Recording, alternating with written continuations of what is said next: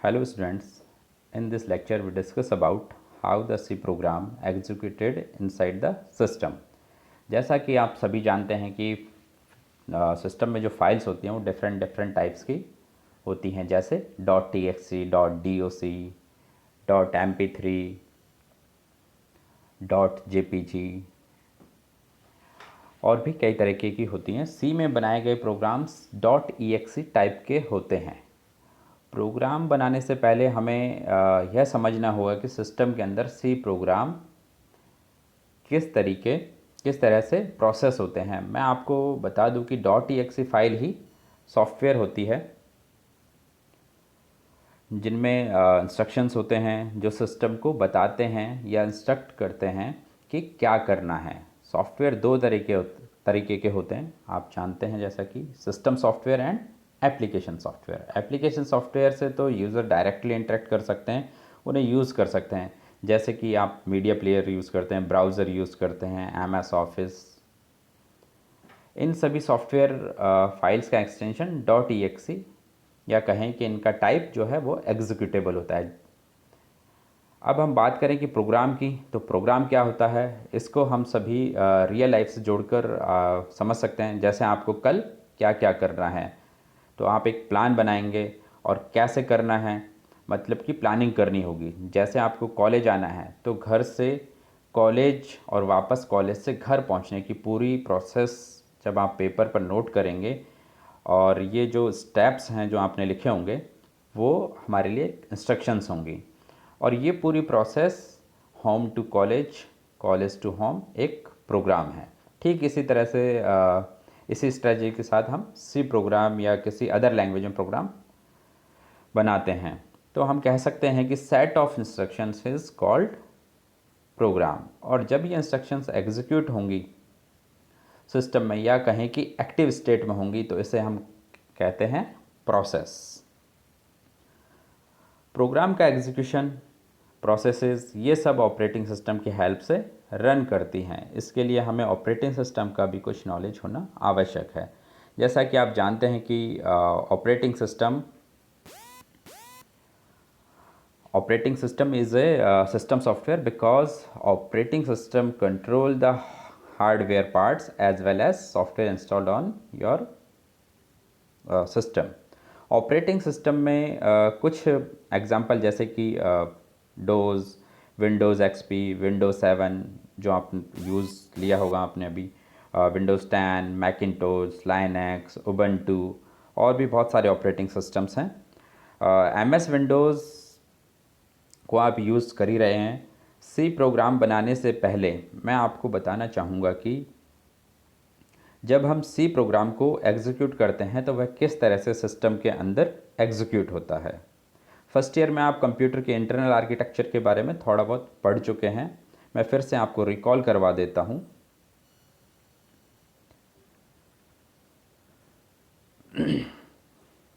जैसे हमने उसमें ब्लॉक डायग्राम में पढ़ा था कि इसमें मेमोरी यूनिट होती है, कंट्रोल यूनिट है, अरिथमेटिक एंड लॉजिकल यूनिट है, रैम है, हार्ड डिस्क है, आउटपुट डिवाइसेस हैं, इनपुट डिवाइसेस हैं। इन सब के बारे में हमने पढ़ा था। हम जानते हैं डेटा परमानेंटली हार्ड डिस्क पर स्टोर रहता है।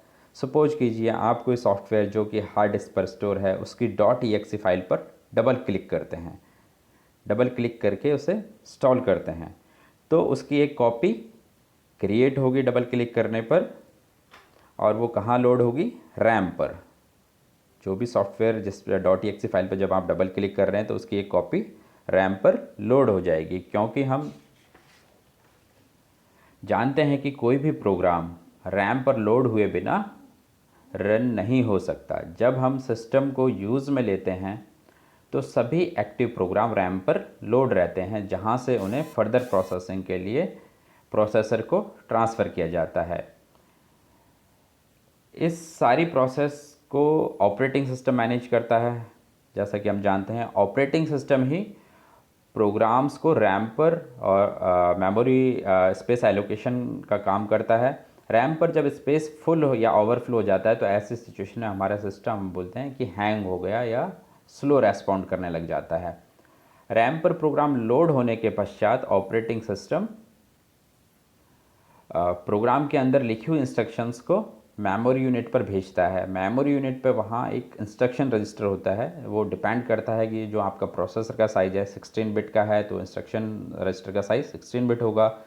प्रोसेसर का साइज़ 32 बिट है तो IR का साइज़ 32 बिट होगा। It depends on processor size. तो इंस्ट्रक्शन रजिस्टर में स्टोर हो जाती हैं इंस्ट्रक्शंस। इंस्ट्रक्शन रजिस्टर का साइज हमारे प्रोसेसर के साइज पर निर्भर करता है। इंस्ट्रक्शन रजिस्टर से इंस्ट्रक्शन ट्रांसफ़र होंगी CU को, कंट्रोल यूनिट को। CU कंट्रोल यूनिट एक ऐसा सर्किट है जो प्रोसेसर के अंदर जो कि इंस्ट्रक्शंस को रीड कर उसे क्या करेगा, डिकोड करता है। कि डिकोडिंग का मतलब कि वो जो इंस्ट्रक्शंस है वो उसमें क्या कोड लिखा हुआ है और उस इंस्ट्रक्शंस के अकॉर्डिंग क्या सिस्टम में एग्जीक्यूशन होने वाला है या क्या प्रोसेस फॉलो करनी है, उस इंस्ट्रक्शन का मीनिंग क्या है। कंट्रोल यूनिट इंस्ट्रक्शंस डिकोड कर ALU को इंस्ट्रक्ट करेगा, अरिथमेटिक एंड लॉजिकल यूनिट को, कि इस इंस्ट्रक्शंस के अकॉर्डिंग ये पर्टिकुलर एक्शन परफॉर्म करना है। ALU सिस्टम के सारे ऑपरेशन CU के बताए अनुसार करता है। इस तरह से एक इंस्ट्रक्शंस का एग्जीक्यूशन सिस्टम के अंदर होता है। वन बाय वन सब इंस्ट्रक्शंस एग्जीक्यूट हो जाएंगी, वह हमारा प्रोग्राम एंड हो जाएगा। अब हम बात करें कि प्रोग्राम या कहें कि सॉफ्टवेयर कैसे बनाएंगे, तो पहले हमें समझना होगा कि मशीन कोड जो आप इस डायग्राम में देख रहे हैं 0101 में हार्ड डिस्क से रैम पे जो डेटा हमारा कॉपी हुआ था वो 0101 के फॉर्मेट में है। अगर इसमें हम कोडिंग करने लगे हैं तो ये हमारे लिए फिजिबल नहीं होता है, क्योंकि ये कोड लर्न करना बड़ा टफ है और हर सिस्टम के अकॉर्डिंग ये कोड चेंज हो जाता है। तो हमें किसी यूनिक प्रोग्रामिंग लैंग्वेज की ज़रूरत पड़ेगी, यूनिक कोड की ज़रूरत पड़ेगी जो प्लेटफॉर्म इंडिपेंडेंट हो, क्योंकि मशीन कोड ऑपरेटिंग सिस्टम के अकॉर्डिंग चेंज हो जाएगा। सो हमें ऐसी कोडिंग या कहें कि प्रोग्रामिंग लैंग्वेज की आवश्यकता है जो पोर्टेबल हो या जिसमें बनाए प्रोग्राम पोर्टेबल हों। C लैंग्वेज से हम प्लेटफॉर्म के अकॉर्डिंग प्रोग्राम बना सकते हैं। C लैंग्वेज से जो हम प्रोग्राम बनाएंगे उन्हें हम सोर्स फाइल बोलते हैं और इस सोर्स फाइल का एक एक्सटेंशन .c होगा। कुछ स्टेप्स मैं आपको बता देता हूँ। सबसे पहले हम जब एक C प्रोग्राम को एग्जीक्यूट करते हैं तो हमें क्या करना होता है, पहले हम एक प्रोग्राम क्रिएट करते हैं, दैन कंट्रोल F9 प्रेस करके उसे कंपाइल किया जाता है और जब वो प्रोग्राम कंपाइल होता है तो वो दूसरी जो भी उसके प्रोग्राम्स या लाइब्रेरीज होती हैं उनसे अपने आप को लिंक करता है और उसके बाद में हमारा प्रोग्राम एग्जीक्यूट होता है। यहाँ हम एक छोटा सा एग्जांपल ले रहे हैं हेलो वर्ल्ड प्रिंट करने का। तो हम ये देखेंगे कि सिस्टम में अंदर ये कैसे एग्जीक्यूट होगा।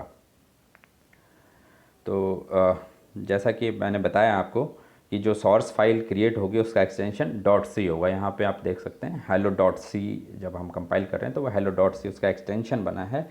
इस सोर्स फाइल में वो इंस्ट्रक्शंस हम लिखते हैं जो हमें सिस्टम से करवाने होते हैं। But this file is not a software because we know that operating system को .exe फाइल ही समझ में आती है, ना कि .c एक्सटेंशन वाली फाइल्स को।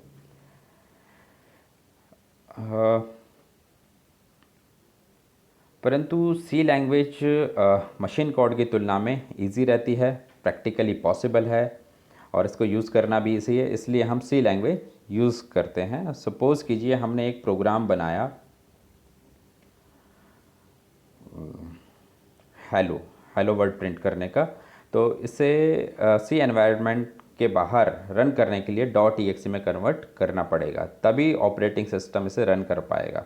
तो सोर्स फाइल को .exe में कन्वर्ट करने के लिए हमें ये जो आप डायग्राम में देख रहे हैं प्री प्रोसेसर एक सॉफ्टवेयर है, वो हेल्प करेगा .c को .exe तक कन्वर्ट करने में।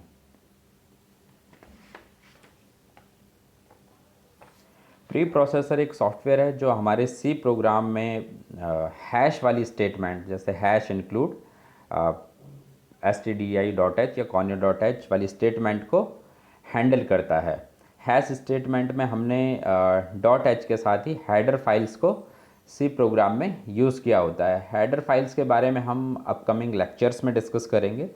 जैसा कि आप डायग्राम में देख रहे हैं, प्री प्रोसेसर हेडर फाइल्स के कंटेंट को हमारे द्वारा बनाई गई सोर्स फाइल के कंटेंट से मिक्स कर देता है और मिक्स करके क्या कर रहा है, एक नई फाइल क्रिएट कर रहा है। हैश इंक्लूड के साथ हेडर फाइल्स को यूज़ करने का मतलब है कि हैश इंक्लूड स्टेटमेंट ये बताता है कि जो भी हेडर फाइल मेंशन की गई है उसके कंटेंट को प्रोग्राम में जोड़ दो। तो pre processor hash include stdio.h को हटाकर stdio.h के कंटेंट को नई फाइल में जोड़ देगा। ये नई फाइल कंपाइलर सॉफ्टवेयर की हेल्प से नई फाइल, जिसे हम ऑब्जेक्ट फाइल, कंपाइलर की हेल्प से क्या कन्वर्ट होगी, वो एक नई फाइल में जिसे हम ऑब्जेक्ट फाइल कहते हैं में कन्वर्ट कर देगा।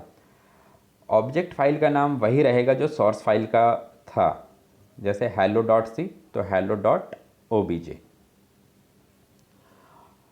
ऑब्जेक्ट फाइल में प्रोग्राम कन्वर्ट हो जाने के बाद में यहाँ आवश्यकता पड़ेगी लाइब्रेरी फाइल की, क्योंकि ऑब्जेक्ट फाइल में जो कंटेंट हैं उसे ऑपरेटिंग सिस्टम नहीं समझ सकता है। ऑब्जेक्ट फाइल के कंटेंट का मीनिंग हमें लाइब्रेरी फाइल्स द्वारा मिलेगा। अब सवाल ये आता है कि ऑब्जेक्ट फाइल के कोड को लाइब्रेरी फाइल के कोड से कैसे लिंक करेंगे। ऑब्जेक्ट फाइल के कोड को लाइब्रेरी फाइल्स के कोड से कैसे लिंक करेंगे, तो इसके लिए रोल प्ले करेगा लिंकर। अब लिंकर ऑब्जेक्ट फाइल के कोड व लाइब्रेरी फाइल के कोड को लिंक कर नई फाइल क्रिएट करेगा जो कि .exe एक्सटेंशन में होगी। इस तरह से हमारा सॉफ्टवेयर रेडी होता है, परंतु सॉफ्टवेयर बनाने से पहले हमें सी प्रोग्रामिंग अच्छे से सीखनी होगी, ज़्यादा से ज़्यादा प्रोग्राम की प्रैक्टिस करनी होगी व प्रोग्रामिंग स्किल्स को कंटिन्यूसली इम्प्रूव करना होगा। Thank you for listening and watching this lecture. I hope ये कुछ आपको हेल्प करेगा कि सी प्रोग्राम सिस्टम के अंदर किस तरह से प्रोसेस होते हैं और .exe फाइल किस तरह क्रिएट होती है। Thank you.